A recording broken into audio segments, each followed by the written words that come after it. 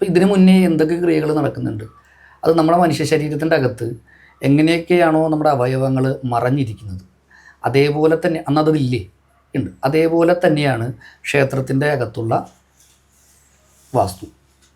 അത് നമ്മുടെ 6 ആധാരങ്ങളെ 7ാമത്തെ ആധാരമായിട്ടുള്ള ആ സഹസ്രാര പത്മം തന്നെയാണ് അതിലും കാണിക്കുന്നത്. അതും കൂടി ബന്ധപ്പെടുത്തിയാണ്.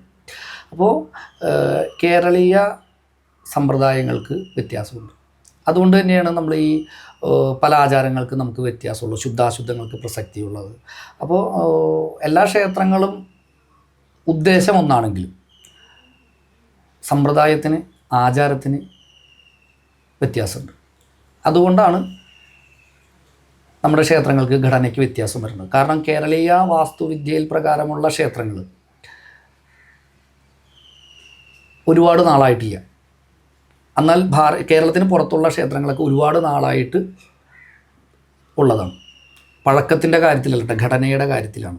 സങ്കല്പത്തിന് കേരളത്തിൻ്റെ അത്രത്തോളം പഴക്കമുണ്ടാകുമെങ്കിലും ആ വാസ്തുവിദ്യയ്ക്ക് പിന്നീടാണ് വ്യത്യാസം വന്നിട്ടുള്ളത്. മനസ്സിലായില്ല? അപ്പോൾ ഈ ചോളന്മാരുടെ സാമ്രാജ്യ സമയത്തായാലും അവരുടെ ക്ഷേത്രം അല്ലെങ്കിൽ ഒരു ക്ഷേത്രം പണിയുന്നത് അവരുടെ പ്രഭാവത്തിനെ കാണിക്കാൻ വേണ്ടി കൂടിയുള്ളതായിരുന്നു. അതുകൊണ്ട് അടിമകളെ കൊണ്ട് പണിയെടുപ്പിച്ച് ഒരുപാട് ക്ഷേത്രങ്ങൾ നമുക്ക് കാണാൻ കഴിയും. അപ്പോൾ അവരാ ഘടന ഇത്ര വലിയ ക്ഷേത്രം അതുകൂടി അവരുടെ പ്രഭാവത്തിനെ കാണിക്കാൻ വേണ്ടി കൂടി ഇവിടെ ക്ഷേത്രങ്ങൾ പണിതിട്ടുണ്ട്. അപ്പം എല്ലാം ഒരു ഒരേ ഉദ്ദേശത്തോടെ തന്നെ ആയിരിക്കണം എന്നില്ല പണിതിട്ടുണ്ടാവുക. അപ്പോൾ ക്ഷേത്രങ്ങൾക്ക് ഒരു പർട്ടിക്കുലർ ഘടന അങ്ങനെ ഒരു സംഭവമില്ല അല്ല, തീർച്ചയായിട്ടും കേരളത്തിൽ അങ്ങനെയുണ്ട്. കേരളത്തിൽ തീർച്ചയായിട്ടും അങ്ങനെ ഒരു ഘടന തന്നെയുണ്ട്. അത് വ്യക്തമായിട്ട് പറയുന്നുമുണ്ട്. അതാണ് ഒരു ദേവൻ്റെ ശരീരമായിട്ടാണ് എന്നാണ് ഒരു ക്ഷേത്രത്തിനെ കണക്കാക്കുന്നത്.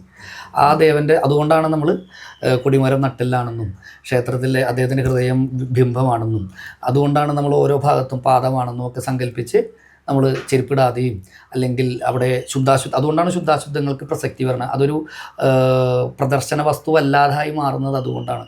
അപ്പോൾ അവിടെ ശുദ്ധാശുദ്ധങ്ങൾക്ക് പ്രസക്തി വരും. നമ്മുടെ ശരീരം എങ്ങനെയാണോ നമ്മൾ നോക്കുന്നത് അതേപോലെ തന്നെ ആ ക്ഷേത്രം അല്ലെങ്കിൽ ആ ദേവൻ്റെ ശരീരമായിരിക്കുന്ന ആ ക്ഷേത്രം അതേപോലെ തന്നെ കൊള്ളണമെന്നുള്ളതുകൊണ്ടാണ് നമ്മൾ ക്ഷേത്രത്തിനെ അത്രയും പവിത്രമായിട്ടും കൂടി കാണുന്നത്.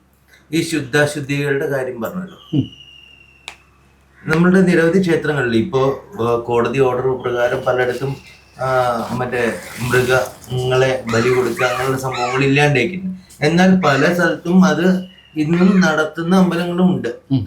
അപ്പോൾ അത് അശുദ്ധിയായി മാറുന്നില്ലേ? അതായത് ഞാൻ നേരത്തെ പറഞ്ഞില്ലേ, ഓരോ ക്ഷേത്രത്തിനും ഓരോ നാടിനും ഓരോ സമ്പ്രദായത്തിനും ഉപാസനാ സമ്പ്രദായത്തിനും ഓരോ രീതികളുണ്ട്. മനസ്സിലായില്ലേ? ഇപ്പോൾ കൊടുങ്ങല്ലൂരുള്ള ആ ഭഗവതിയുടെ രൂപമല്ല അല്ലെങ്കിൽ ചൈതന്യമല്ല ഒരുപക്ഷെ ചോറ്റാനിക്കരയുള്ളത് അല്ലേ? ആ ചോറ്റാനിക്കരയുള്ള ഭഗവതിയുടെ അതേ രൂപമല്ല തൊട്ടപ്പുറത്ത് തന്നെ ആ ഭഗവതിയുടെ വേറെ രൂപ കീഴാനിക്കാവിലുള്ളത്. ആ ദേവത 2 മാർക്കും തമ്മിൽ വ്യത്യാസമുണ്ട്. ലക്ഷ്മി അല്ല ഒരിക്കലും കാണും. അപ്പോൾ ആ ക്ഷേത്രങ്ങളുടെ ആചാരത്തിനും ഭഗവതിയുടെ അല്ലെങ്കിൽ ആ ചൈതന്യത്തിൻ്റെ ഇതിനനുസരിച്ച് ഇതിനൊക്കെ വ്യത്യാസം വരും. കൊടുങ്ങല്ലൂർ ഭഗവതി അത്രയും ഉഗ്രരൂപത്തിലുള്ള ഭഗവതിയാണ്. കോഴീനെ ബലി കൊടുത്തിരുന്നു. അതുകൊണ്ടാണല്ലോ കോഴിക്കല്ല് മൂടൽ എന്നൊരു ചടങ്ങുണ്ടായിരുന്നു. പക്ഷെ അവിടെ അത് തന്നെ വേണമെന്നുള്ളതാണ്. അതുകൊണ്ടാണ് അത് കൊടുങ്ങല്ലൂരാകുന്നത്. അതിന് മാറ്റിയാൽ അത് കൊടുങ്ങല്ലൂരല്ല. ആ കൊടുങ്ങല്ലൂരിലെ ഭഗവതിക്ക് അത്രയും പ്രാധാന്യമുണ്ട്. ആ ഭഗവതിയുടെ ആചാരം അല്ലെങ്കിൽ ഭഗവതിയുടെ ആ പവറിൻ്റെ സോഴ്സ് തന്നെ അതിലാണ്. ധാരികവധം കഴിഞ്ഞ് ഉള്ള ഭഗവതിക്ക് എങ്ങനെയാണ് പാൽപ്പായസം നേദിക്കുക? ധാരികൻ്റെ ചോര നക്കി കുടിച്ച് എന്ന് പറയുന്ന ആ കാളി എങ്ങനെയാണ് പാൽപ്പായസത്തിൻ്റെ മധുരം ഉണരുമെന്ന് പറയും. അപ്പോൾ ആ മനസ്സിലായില്ലേ ഞാൻ പറയുന്ന ആ ഒരു സംവിധാനത്തിന് വ്യത്യാസമുണ്ട്. അപ്പോൾ ഈ നമ്മളുടെ വേദങ്ങളിലൊന്നും ശരിക്കും പറഞ്ഞു കഴിഞ്ഞാൽ ഇങ്ങനൊരു ദൈവമുണ്ട് എന്ന് എഴുതിയിട്ടില്ല. വേദങ്ങളിൽ എന്തായാലും എഴുതിയിട്ടില്ല. പക്ഷെ പുരാണങ്ങളിൽ ഇങ്ങനെ നമുക്ക് 30 കോടി ദേവതകളുമുണ്ട്. പലർക്കും പല രൂപങ്ങളും പല സ്വഭാവങ്ങളും ഉണ്ട്. ഇതുമായിട്ടൊന്നും കണക്ഷൻ കിട്ടുന്നില്ല. അതെന്തുകൊണ്ടാണ്? ഈ വേദങ്ങൾ എന്ന് പറയുന്നത് പുരാണങ്ങളുടെ അടിസ്ഥാനപ്പെടുത്തി എഴുതിയപ്പെട്ടതല്ല. വേദങ്ങൾ ഹിന്ദുവിന് മാത്രമുള്ളതുമല്ല, മനുഷ്യനുള്ളതാണ്. മനുഷ്യൻ എങ്ങനെയായിരിക്കണമെന്നും എങ്ങനെയാണ് അവൻ്റെ ആത്മാവിനെ കണ്ടെത്തേണ്ടതെന്നുമാണ് അതിലുള്ളത്.